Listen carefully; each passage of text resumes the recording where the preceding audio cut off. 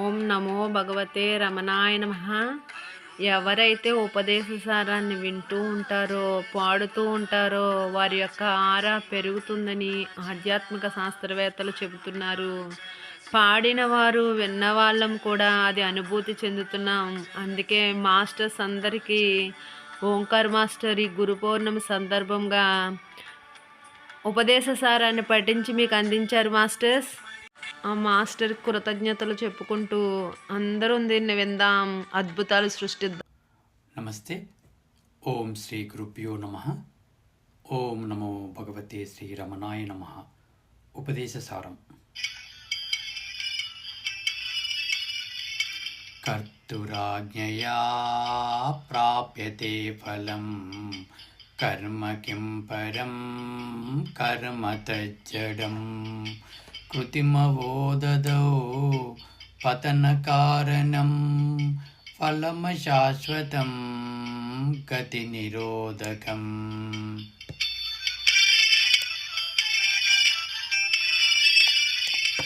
ఈశ్వరార్పితం నేచ్ఛయా కృతం చిత్తశోధకం ముక్తిసాధకం కాయవాంగ్మనా కార్యముత్తమం పూజనం జపా చింతనం క్రమాత్.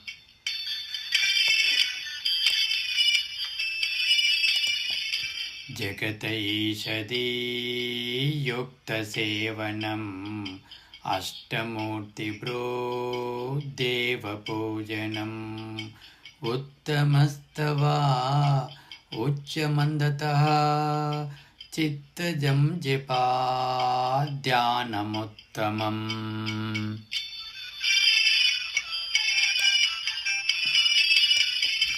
ఆజధారయా శ్రోతసా సమం సరళచింతనం విరలతః పరం భేదభావనాత్ సోహమిత్యసౌ భావనాభిదా పావనీ మతా.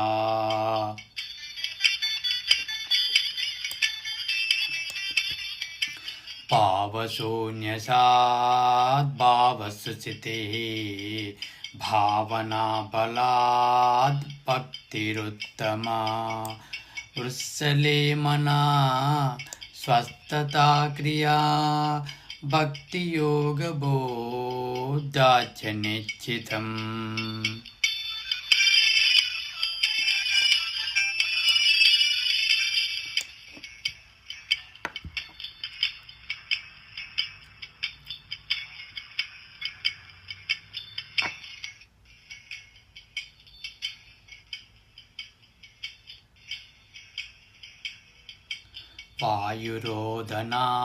వాయురోదనాలీయతే మనా జాలపక్షివారోధసాధనం చిత్తవాయవా చిత్క్రియాయుతా శాకయోర్ద్వయీ శక్తిమూలకా.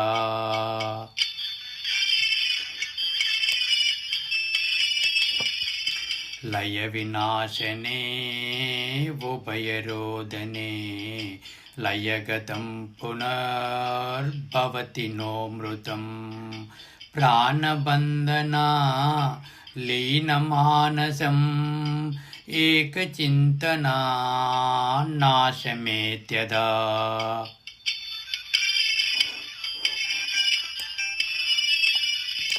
నష్టమానసోత్కృష్టయోగినః కృత్యమస్తి కిం స్వస్థితిర్యతా దృశ్యవారితం చిత్తమాత్మనః చిత్వదర్శనం తత్వదర్శనం.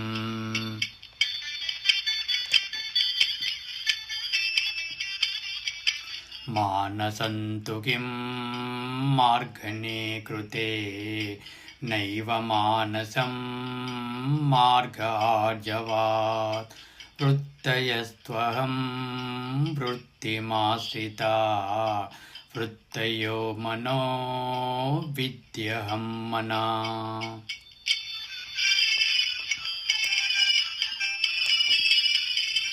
अहमयं कुतो भवति चिन्वतः ऐपतत्यहं निजविचारणम् अहमिनाशभायहम अन्तया स्फुरति वृस्वयं परमपूर्णसत्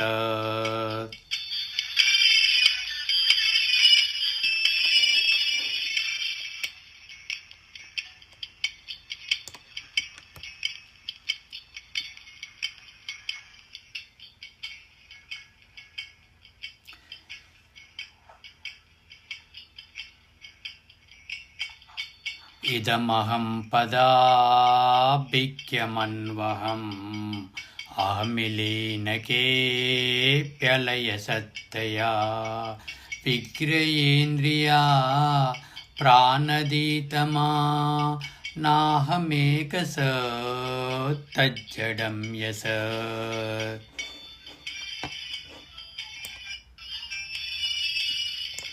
सस्वभाषिका चित्क्ववेतरा सत्तयायि चेच्चित्तयाम्यहम् ईशजीवयो रेषदीबिदा सस्वभावतो वस्तु केवलम्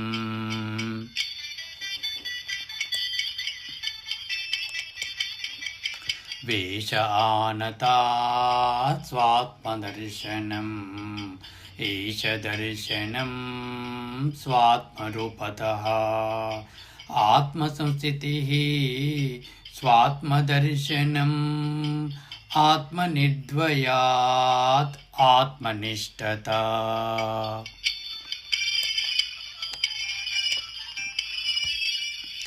ज्ञानवर्जिता ज्ञानेन चेत् ज्ञानमस्ति किं ज्ञातुमन्तरम् किं स्वरूपमे आत्मदर्शने अव्यया भवा पूर्णचित्सुखम्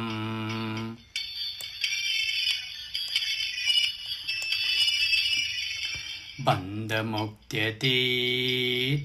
परं सुखं विन्दति अजीवस्तुदैविकः अहमपेतकं निजविभानकं महदिदं तपो रमणवागीयम् महदिदं तपो रमणवागीयम्. Thank you.